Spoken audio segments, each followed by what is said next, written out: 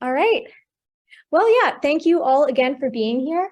I wanted to invite people to just drop a quick introduction in the chat because I think there will be a lot of valuable folks on this call, activists in different forums. So if you can, just write your name, pronouns, where you're from, an issue that you care about, the issue that's closest to your heart. And if you want one show that you're enjoying right now, yeah, that would be wonderful. And in the meantime, I'll kick us off with growing up in the grassroots. The content of my presentation is going to be about the book that I wrote, but more importantly, how each of us can use our voices to communicate, to publish, to spread activism, and invite others in.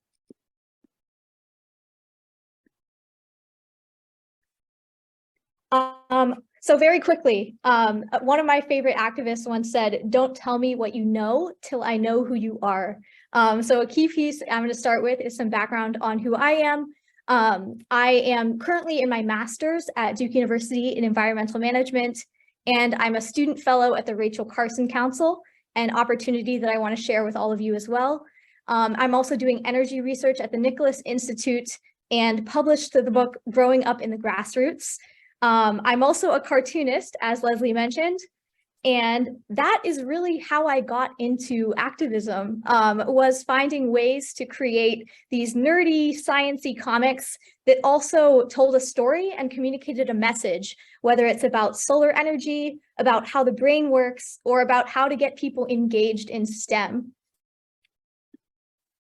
So for today, we're going to go into some activism and book writing 101, and then I'm going to quickly introduce a case study of wood pellets in North Carolina. It's an issue that's very close to home for me right now.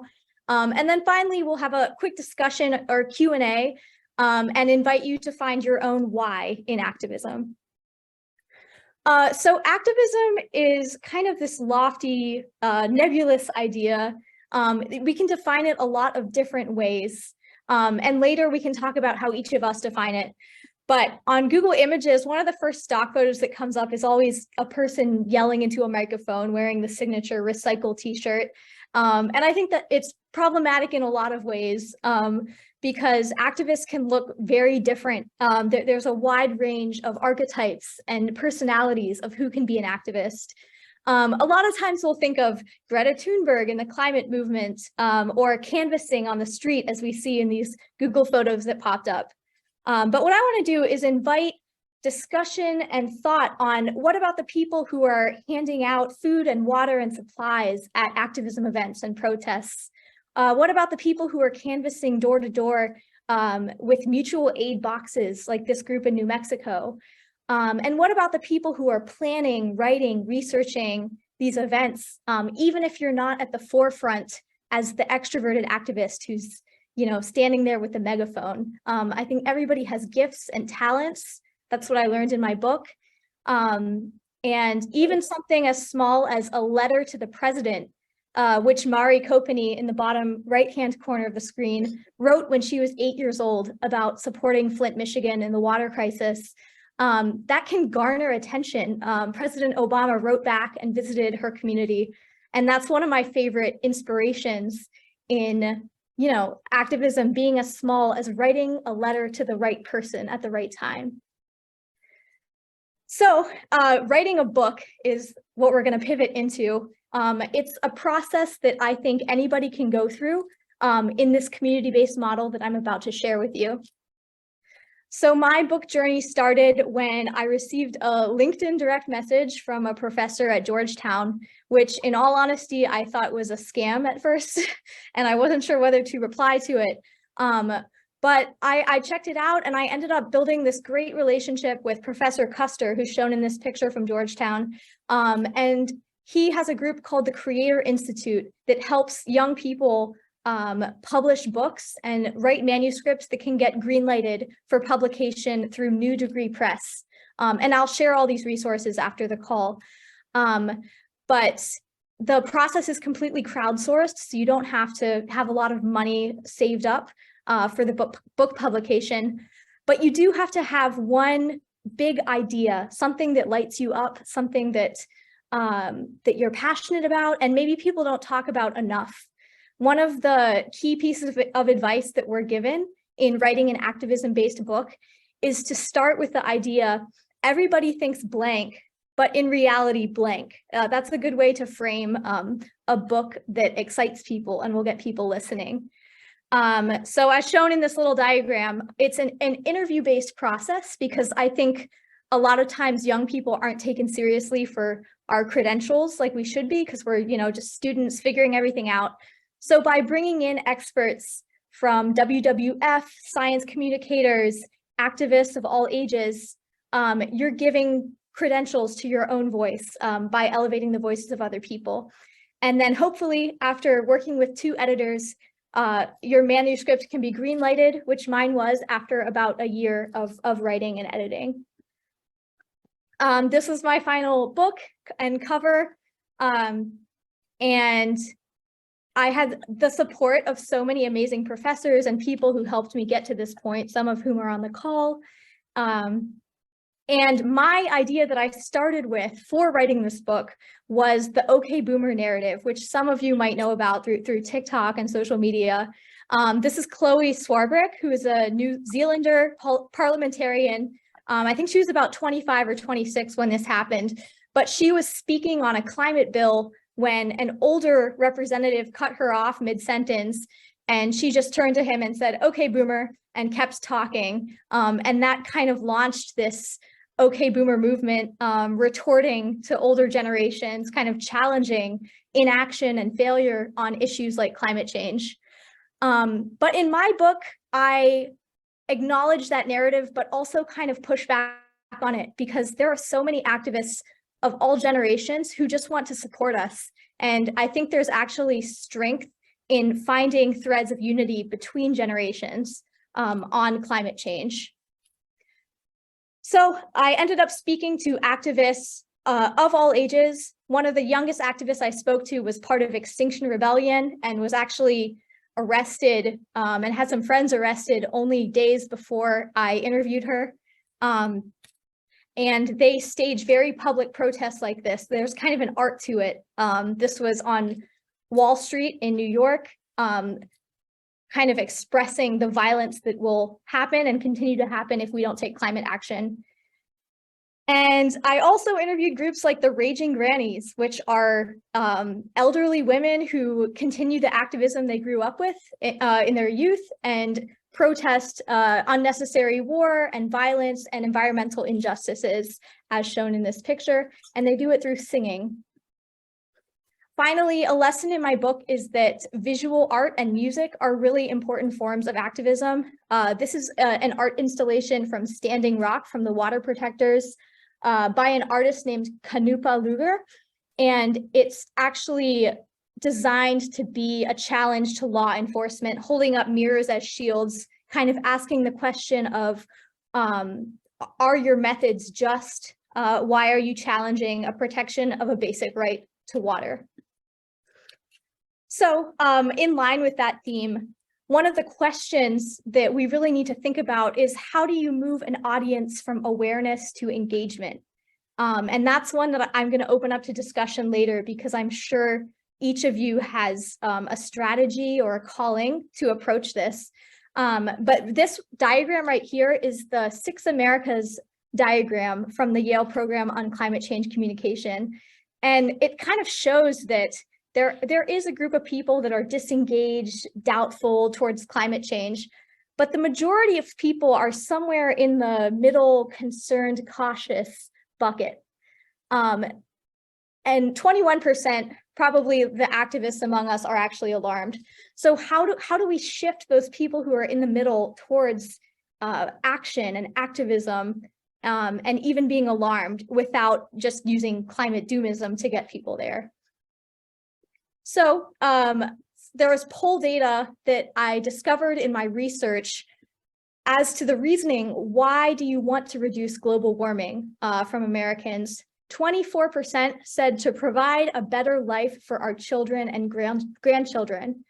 And that just shows like the family lens of environmental activism so important, that intergenerationality, as well as, I like the second one, prevent the destruction of most life on the planet. That's also important.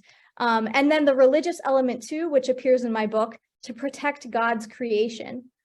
So these are three of the most important issues to people. And if you look in this Zoom, actually, there's a poll left over from one of Leslie's sessions before this, but I think would be fascinating for us to fill out while we're here. Which value is more important to you? Justice, security, equality, freedom. This kind of ties into asking people why they care about climate change and finding your why. Okay, I just launched the poll. So more specific lessons from my book and from the people I interviewed. One of them is this idea of protect your patch. So a person's hometown can have very important ties in their life. And as much as we're tempted to go move to DC and work in federal policy and kind of take this top-down approach to justice and activism, I really think there's something to be said for checking out what's going on around you, what's going on in your local community. And I reached out to a former county commissioner and council member, Kai Hagan, who's pictured here, and he invited me to climate change working groups with people of all ages in my county, talking about the same issues, and the agricultural reserve in Montgomery County as well. And it's just important to focus on the big and the small, because when people care about their hometowns, I've noticed some of the most effective activism takes place. Here's another lesson kind of going along with that. Minds do change. I learned this from Bob Inglis, who was previously a representative in South Carolina. The key word is previously, because his shift to climate belief actually cost him his seat. His 18-year-old son said to him, "Dad, I will vote for you, but you have to do something about climate." And I think because of that generational, that family tie, he started to practice environmental advocacy, and he went snorkeling or scuba diving, I think, with a random person that he met when he was out on vacation. And that person convinced him that God's creation is all around us in the form of coral reefs and these beautiful national parks and things that we take for granted. And it just shows that if you have that personal connection with someone, their mind really can change. This final lesson that I want to highlight is about climate grief and eco-anxiety. I talked to a professor about this who taught and still teaches the first class on eco-anxiety. And Dr. Atkinson told me that there was a lot of backlash to her class initially from news outlets nationally, especially more conservative outlets, because it's this idea of snowflakes commiserating about climate change together. But she taught me that climate grief isn't snowflake, it's badass, to lean into something that's affecting our nation so profoundly. And when we're having to invent new language to describe it, like blissonance, which is the idea of walking out on an unseasonably warm day and feeling happy that it's warm out, but also kind of disturbed that it's so far outside of what the climate should be in January or February. So the takeaway here was scientists can sometimes convey competence without warmth. And so the key is to earn the public's trust by acknowledging feelings like eco-grief, climate anxiety, and the toll that it can take working in the climate space. I do want to mention also one last thing on the book writing, which is there was obviously backlash, frustrations, and failures along the way. On the left, I had a wonderful session with County Council Member Hagan at the time, and it was posted on YouTube. And obviously, I was disheartened to see comments like, "Climate Crusaders doing virtue signaling, what hypocrites, you know, like stop flying, no more luxuries." And I think that's part of every activist journey is hearing backlash and not letting it get to you, remembering who you have in your support networks. And then I also had an experience on the right of the screen where I received a very early review from a Duke class, an environmental class, on my very, very, very first messy draft of the book. And my professor sent it out to her class, and all the reviews were very helpful and constructive and great. But one of them, as you can see, just pretty much roasted me as a person, not even really the book. It's just kind of saying she's too young. She claims to be an intellectual and it's chafing and she should know her place. And that was really hard because getting to the next deadline in the book writing process with feedback like that is always very difficult. But I think in those moments, I just had to go back to my why. Why am I doing this? Because the planet is precious, because I'd rather share my voice and receive backlash than stay silent. And so it's just important to keep that in mind. You'll have haters sometimes. So overall takeaways, lean into intergenerationality, find older mentors, become a mentor yourself of young people. And then key science communication lessons that most of which I learned from Dr. Jory Weintraub on this call are know your facts, know your audience, practice STEMpathy, which is empathy in the STEM field, and be a storyteller. And if possible, don't just tell your story, but use it to ignite people. Target legislation that isn't just target, other storytellers whose message connects to yours.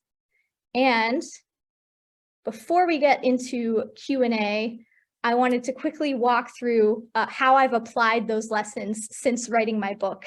And this issue of wood pellets is one that is it's pretty local to the Southeast and North Carolina, but I still think there isn't enough discussion of it across the United States. The Rachel Carson Council is a nonprofit group that I work for as a fellow right now, formed in 1965 to carry on the legacy of Rachel Carson, who was a very famous female environmentalist and author of Silent Spring and other books in the 60s in the anti-pesticide movement. So very quickly, I don't think most people have heard of this, but there is an energy source, wood pellets, which is supposedly carbon neutral. But like I've shown in this diagram, supposedly you cut down trees, you chop them up into very fine wood pellets, you process them and cut them into paperclip sized pieces, and then you burn them like you would in a coal plant. And what the US does is we ship them overseas to Europe to be burned as renewable energy. And the more research that we've done on this in the Rachel Carson Council, the more we've realized that these plants are actually harming communities. The trees are not being replanted like the companies promise that they are. And the sheer toll of shipping so many wood pellets across the ocean actually burns more carbon than is supposedly saved. So it's a difficult issue to communicate, but as you can see, there are plants popping up all across the southeast of the United States. And the logging is happening at a rate 4 times higher than South American rainforests, if you can believe that. Biomass is just another name for wood pellets. But another key point here is that the facilities for wood pellets are 50% more likely to be located in environmental justice communities. And to have all this happening under the name renewable energy is very upsetting, but it's hard to communicate because most of the rules do not consider the environmental justice concerns, and they just blindly call this process carbon neutral. In reality, the process releases 65% more CO2 than coal does per megawatt hour. So it's actually a very dirty process. And Enviva, the corporation here, is one of the largest producers, along with Drax. So most of my work was around spreading the word, like I'm telling all of you now, but also using some of those science communication and activism tools to invite people to sign petitions, to join national and local organizations, to vote accordingly, and to submit public comments and attend hearings. Show up is probably the biggest takeaway and recommendation that I would have. It's also, you're kind of on the defensive when you're communicating an issue like this, whether it's an environmental issue or otherwise, because most people don't recognize the problem in the first place. So you're instantly having to defend an issue, and that makes it complicated. This is a coloring page that I made for tabling purposes, so that community-based organizations in North Carolina can put out these flyers, kids can come draw on them, and then parents can have really meaningful conversations with organizers about the wood pellets issue. So this is just an example of getting kids involved is a really great first step in activism like this. So engagement on tricky issues. Number one, understand before you advocate. Do as much research as you can. Find ways to be able to explain it to any age group. And some of my favorite exercises are try to boil down your science or your jargon into one-syllable words. And if you can't explain it with one-syllable words, I know that's kind of an extreme, but that's a really good practice in really boiling it down into simple, understandable concepts. Another good exercise is, if I had to tweet one single tweet about this issue, what would I say? That's a great one to practice as well. Secondly, practice and prepare for the unforeseen. That's a really big one, especially if you're at, public hearings and meetings. I was at one where I prepared a 3-minute public comment and they told me I had less than 1 minute. So I had to just wing it and improvise. But again, if you've taken time to do your research, it'll be fine. And then design creative, punchy, and even weird content like the coloring page or like an art exhibit. I know I'm working with one group right now that wants to create a fake advertisement for North Carolina polluters. Like, hey, polluters, come to North Carolina. You apparently don't even have to follow your permits here. And just, finding really eye-catching ways to invite activism or invite asking questions. The next tip I would offer is to email legislators and lawmakers like they're people. And the way that I like to do this is, even if I'm emailing a legislator that I'm not a huge fan of on these issues, I always start it with an opening of respect. Like, hello, Representative blank, I really respect you and I look up to your work on blank. Sometimes it's a bit of a stretch, but I think establishing that baseline of respect will actually get the big name person to listen to you rather than sorting your email into a box and saying, okay, next, moving on. And then my final tip would be to leave the audience feeling like they could be advocates themselves. That is a huge one. I know I probably explained the wood pellet situation very quickly and just gave a broad overview, but I would hope all of you are at least familiar with it now and could give a general overview to a friend or to a family member if it comes up. And going along with that, showing up to activism events in your community is the key to becoming an activist.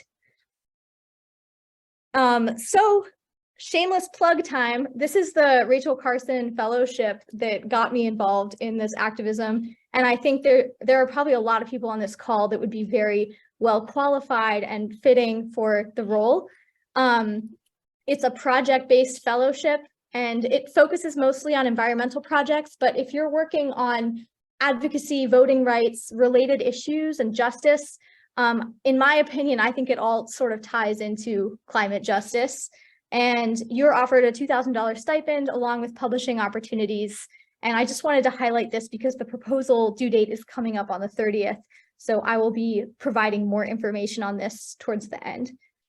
Oh, here it is towards the end. The QR code is in the bottom right corner for students who are interested. And then I also wanted to share links to the Creator Institute, which is the book publishing platform, and New Degree Press, which is the actual publisher. I can copy and paste all of these into the chat as well. And then finally, if you're interested in the RCC reports and toolkits, I dropped some really helpful resources here. You can just look up UNICEF activism toolkits, or Union of Concerned Scientists has a great science advocacy toolkit as well. And thank you to everyone who's participating in the chat. It's awesome. That's pretty much it as far as my presentation. I wanted to open up the rest of the time for Q&A, and I also have some discussion questions if we have time for that, because I would love to hear from all of you on activism. Thank you very much.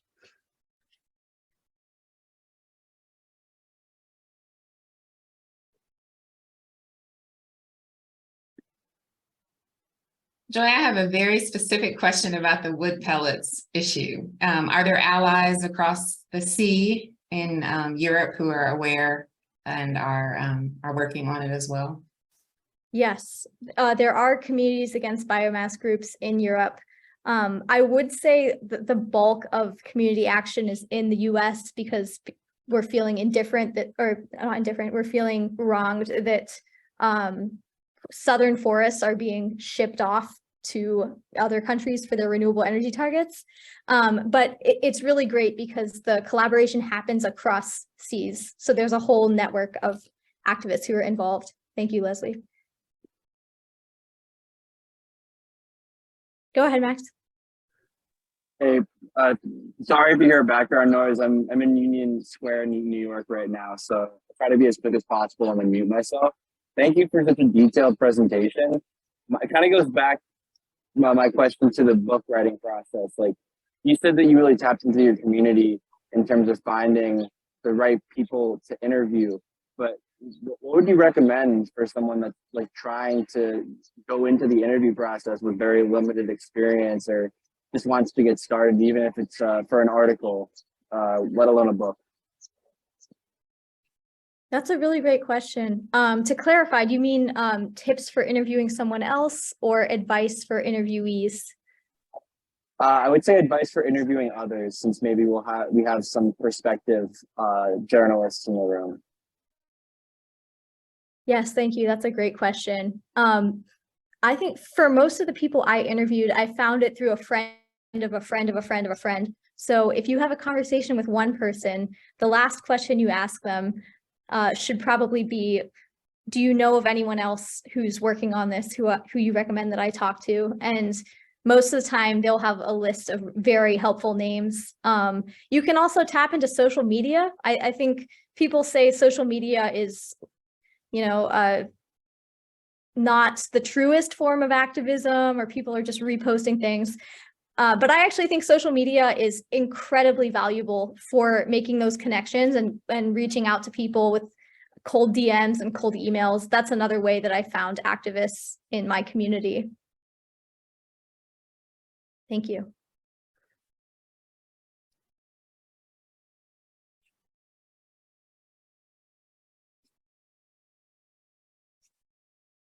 Other questions?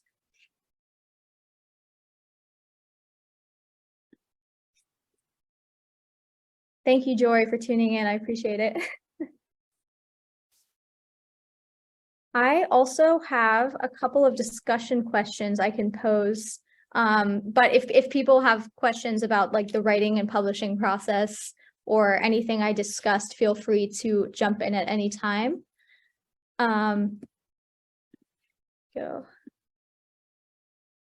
So some of the questions that I wanted to hear your takes on are these four, or maybe the first three. If you don't have if you don't have an answer to the fourth one, immediately prepare. That's okay. How do you move an audience from awareness to engagement? What are some of the lessons you've learned in your activism journeys? Like what works, what doesn't work? And then how do you build coalitions with people from different backgrounds and disciplines? And we don't have to go in order. I'm posing those three at the same time if you have reflections on any of those.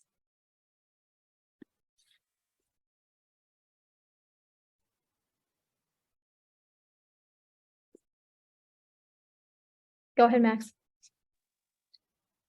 So in my undergrad, I'm in graduate school right now studying food policy and advocacy, but in my undergrad, I did volunteering with Citizens Climate Lobby in Lancaster, Pennsylvania, which for several congressional sessions, I believe still has a Republican representative.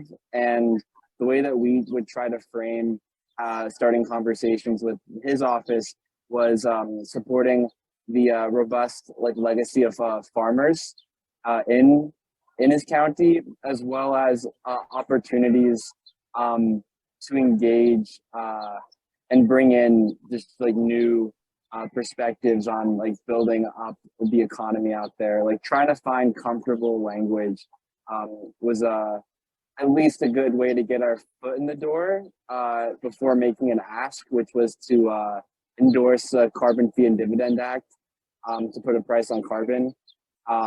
So by starting off the conversation with a more friendly tone, sort of like what you mentioned, was very helpful in that regard. We didn't get the endorsement, but it was just a good way, I think, at least in that context, to just try to get into a more comfortable dialogue rather than it come off as being combative from the get-go. Kind of like what you mentioned about starting with respect and then kind of leading into the hard asks. That's exactly right. Thank you. Do other people have reflections on experiences where you've learned lessons on the do's and don'ts of activism? I also can't see the chat currently, Leslie, so if people are saying things, just let me know what's popping up.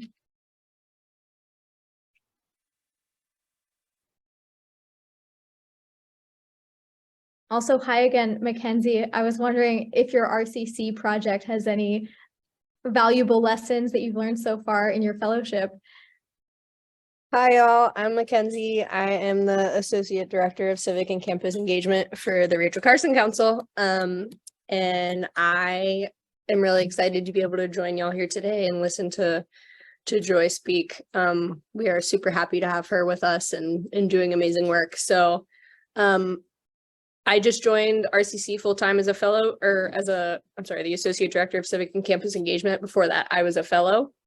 And I think on that note, I think a lot of the times people want to help, like in specific communities and things like that. They want to help, for example, environmental justice communities, but they kind of just go in saying, oh, well, I want to help you, without having the connection there, without kind of showing up again and again. They show up once or twice and say, oh, I want to help you. And then they go away, and then they come back and go, oh, well, they didn't have anything that they wanted to be helped on. But I think something that I really learned is you can't just show up once and you can't just show up twice. If it's something that you really want to help on, you need to show up personally and you need to show up professionally. And I think that's the biggest thing that I've learned. Yeah. Oh, I also wanted to note, on the deadline, you had that it was June. It's actually April 30th. Oh, I'm so sorry about that. Yes. No worries. I just wanted to clarify. It is April 30th, and I Time think crunch. everyone on this call should apply. Highly recommend. Well, thank you, Mackenzie. I completely agree. Showing up should be focused on relationship building and as interpersonal as possible, which was hard during COVID, but now we can move back into that space. Kalina, do you have a question or comment? Yeah, like one of the biggest lessons I've learned, like my activism journey, is kind of like being open to change and failure, and just knowing that, like, you know, as you go forth, like not everything's going to work out the way you want it to, and whether or not it be like you trying to put forth, I know, like personally, like I'm an undergrad and I do a lot of activism on campus, and engaging students is probably one of the hardest things I've ever like had to do, because like sometimes like with college students and just people in general, they're under that mentality that like if it doesn't affect me, it's not happening. like it's not affecting other people, when that's not the case. So I've noticed like with certain issues, you know, any way you can like sort of reframe the issue to connect has been like super important. But it's just being open to, you know, not everything's going to work out the way you want it to, but the best thing to do is just learn from that and continue to move forward.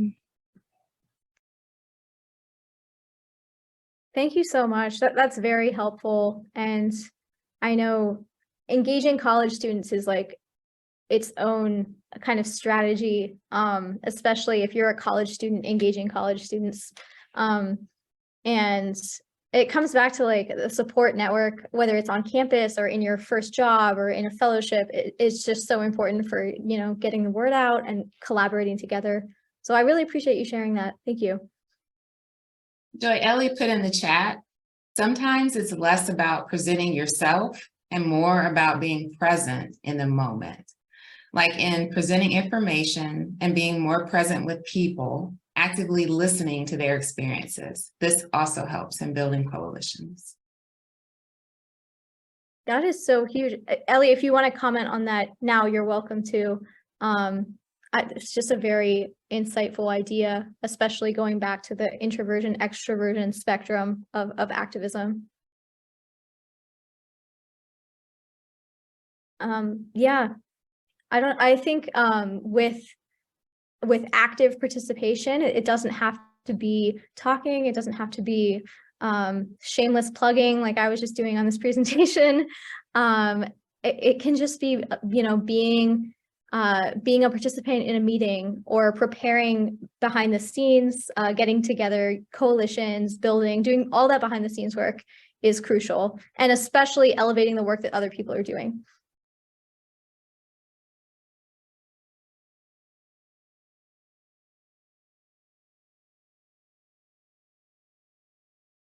Oh, is there a hand up? Max, go ahead.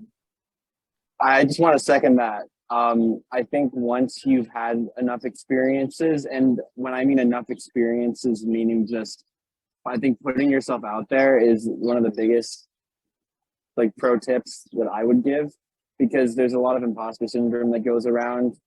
I feel like when you're getting into the any advocacy space, any career that you're trying to get into, but I think a lot of people, regardless of age or background, really appreciate the braveness it takes to show up and to put yourself out there. And that doesn't necessarily mean that you have to be the one that's speaking at the beginning of every meeting, but just like, for example, at my part-time job, like delegating between, like if you're really good at taking notes and like to write, like that's such a valuable skill that is really important in any like coalition building sense. If you can't remember what your constituents or what stakeholders in your community are facing, and don't know what's going on, like just having the skills to write all that information down is so valuable. And I think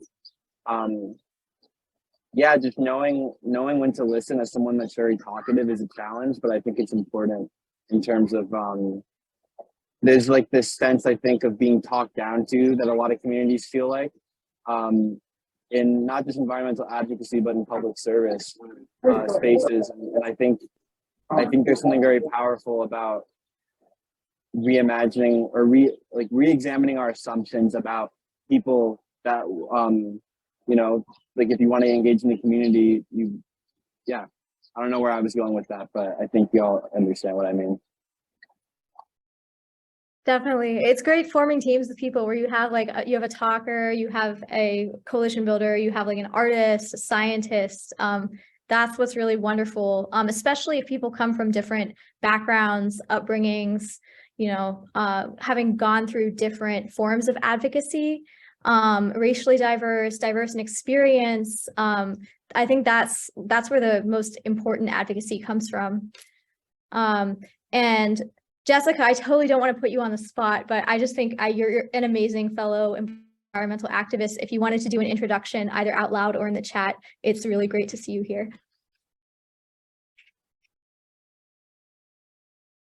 Joy, I want to note that Dave put in the chat I think it's important to know your audience and appeal to their values. For example, if you're talking to people who like to fish and hunt, you emphasize the importance of protecting fish and wildlife resources for the future.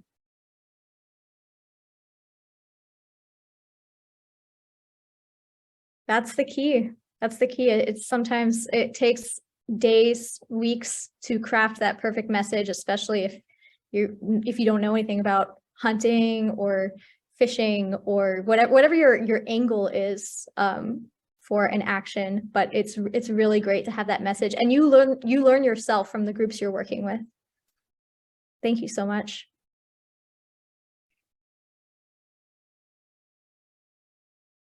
Did anyone else have comments or reactions on the discussion questions? And if not, we can start to move into closing and talking about the next seminars moving forward.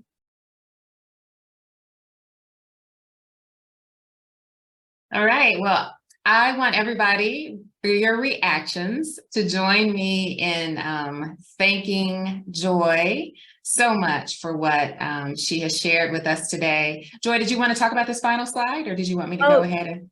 This is my closing slide for finding your why. It's from Dr. Ayanna Elizabeth Johnson, an absolute wonder of the activism world. Yeah, you might have seen it, but what brings you joy? What work needs doing? What are you good at? That is your climate action, or any action really. Yeah, just wanted to close with that.